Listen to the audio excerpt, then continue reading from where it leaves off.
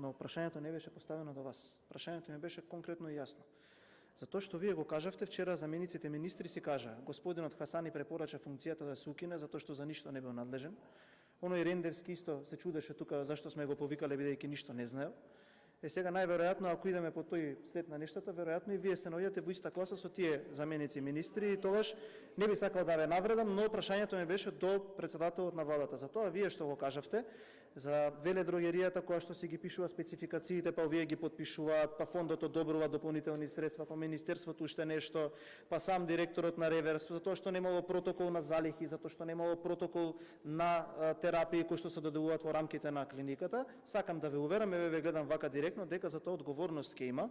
Немојте да мислите дека некој ќе се спаси и дека тие таму кои што организирале концентрационен логор на место клиника, сите до еден ќе бидат изведени пред лицето на правдата, затоа што такво нешто е недозволиво. Не сум задоволен од одговорот, имам дополнително прашање до премиерот. Господине Ковачевски, на вас ви го поставив прашањето. Дали вие, ако сте сигурен во државниот систем, кој што вие го водите и го организирате од аспект на вашите надлежности, можете да гарантирате дека во наредниот период нема да се случи сличен скандал во друга институција која што е од јавно здравствен карактер? Прашањето ми беше до вас. Ве молам за одговор. Благодарам. Одговор на дополнителното